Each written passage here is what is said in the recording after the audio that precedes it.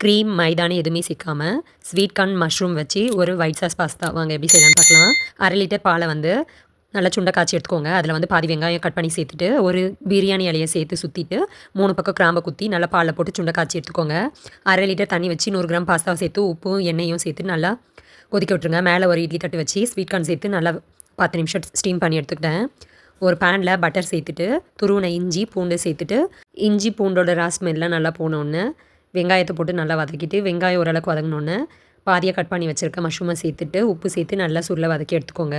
இது கூடவே வேக வச்சு ஸ்வீட் கார்னை வந்து சேர்த்துட்டு நல்லா வதக்கி விட்டுட்டு, சில்லி ஃப்ளேக்ஸ்க்கு இது காரத்துக்கு தேவையான அளவு போட்டுட்டு, 2 டேபிள் ஸ்பூன் கோதுமை மாவு ஆட் பண்ணி ஸ்மெல் போகிற அளவுக்கு நல்லா வதக்கி எடுத்துக்கோங்க.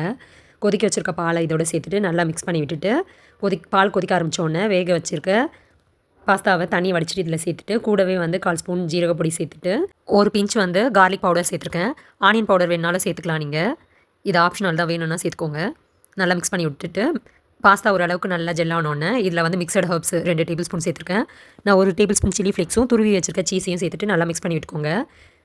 இதுதான் பதம். இது வந்து இன்னும் திக்காக ஆரம்பிக்கும். அதனால் வந்து உங்களுக்கு தனியாக வேணும்னா பாஸ்தா வேக வச்ச தண்ணி கூட ஆட் பண்ணிக்கோங்க. இல்லைனா பால் கொதிக்கும் போது நான் கொஞ்சம் எடுத்து வச்சுருக்கேன். அதை வந்து மல்லித்தழை சேர்த்துட்டு, கொஞ்சம் உப்பு சேர்த்துட்டு, பால் எக்ஸ்ட்ரா கொஞ்சமாக ஆட் பண்ணியிருக்கேன்.